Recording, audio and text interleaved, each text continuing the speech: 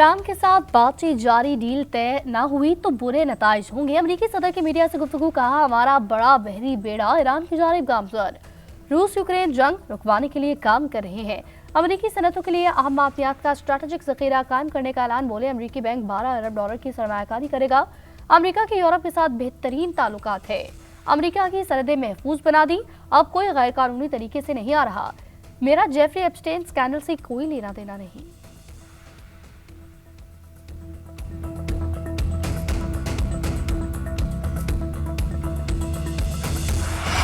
America और Iran के दरमियान बिलवास्ता मुज़ाकरात जुम्मे को इस्तांबुल में होंगे। अमेरिकी नुमाइंदा खुसूसी स्टीव विटकॉफ और ईरानी वज़ीर ख़ारजा की मुलाकात है। जोहरी मुआहदे पर बात होगी। सऊदी अरब, यूएई, ओमान और मिस्र की शिरकत मुतवक्के। तेहरान का एतमाद साजी के लिए पाबंदियां उठाने का मुतालबा। हालिया फसादात अमेरिका और इसराइल की साजिश थी। ईरानी सुप्रीम लीडर अयतुल्लाह ख़ामनेई का बयान, कहा CIA और मुसाद ने बगावत को हवा दी। ईरानी कौम के इत्तेहाद ने साजिश को नाकाम बनाया।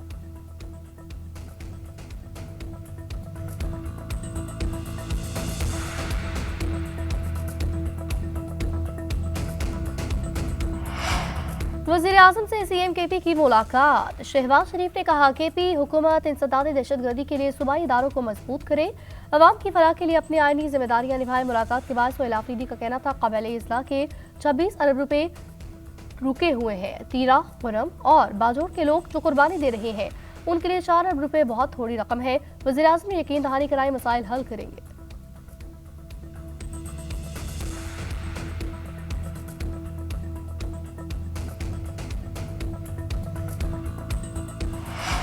लीबिया की मुसल्लह अफवाज के commander in chief Abul Qasim Hakar की GHQ आमद। फील्ड मार्शल से मुलाकात। सिक्योरिटी ताउन बढ़ाने, दरीना दोस्ताना ताल्लुकात मजीद मजबूत बनाने पर इत्तफाक। पाक फौज और लीबिया की मुसल्लह अफवाज के दरमियान पेशा वराना ताउन पर जोर। अबुल कासिम ने यादगार शहदा पर हाजिरी दी, फतेह खाने की फूलों की चादर चढ़ाई। चीफ ऑफ डिफेंस फोर्सेज से secretary general IMCTC major general Mohammed bin Saeed की मुलाकात। खत्ते में अमन सलामती के लिए इदारा जाती ताउन को मजीद मजबूत बनाने के अज़्म का यादा।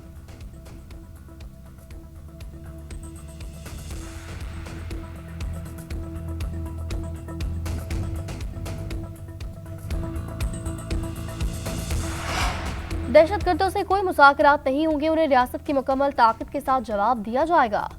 वज़ीर दिफा का दो टोक ऐलान, कहा दहशतगर्दों के बलूचिस्तान के किसी इलाके में कोई रिट नहीं। सियासी इख्तलाफ रखें मगर दहशतगर्दी के खिलाफ सब इकट्ठे हो जाए। वज़ीर दिफा ने बलूचिस्तान में महरूमियों का बयानिया बेबुनियाद और झूठ करार दिया, बोले दहशतगर्द हमलों की वजह तेल की स्मगलिंग रुकना है।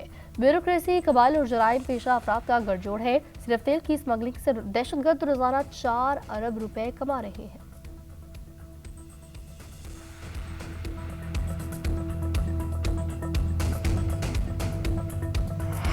वज़ीर आला बलूचिस्तान सरफराज बुगटी कहते हैं बलूचिस्तान में होने वाली दहशतगर्दी में भारत के मुलविस होने पर कोई दो राय नहीं। रॉ दहशतगर्दों को फंड करता है और उनको तरबियत भी फराहम करता है। अफगानिस्तान दहशतगर्दों की पनाहगाह बन चुका। कलदम तंजीम के हैंडलर्स अफगान सरजमीन पर मौजूद। अवाम से वादा है दहशतगर्द खत्म कर देंगे। लापता अफराद के मामले पर सियासत की गई। रियासत के खिलाफ प्रोपेगेंडे के तौर पर उनको इस्तेमाल किया गया।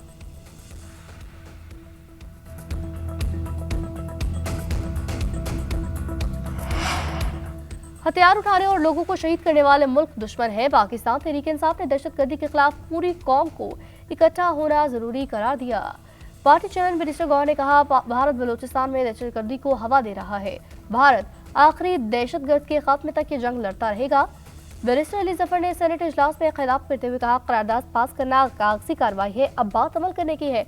हुकूमती पॉलिसी फेल है, कौम को साथ देकर चले, हम हुकूमत के साथ है।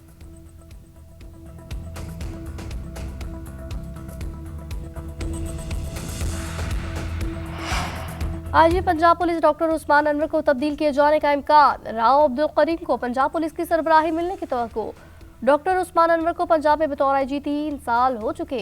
वज़ीर का कहना है आज पंजाब की तैनाती के लिए वफाकी हुकूमत और पंजाब हुकूमत के दरमियान मुशावरत से फैसला किया गया। डॉक्टर उस्मान अनवर को DG FI की जिम्मेदारी दी जा सकती है।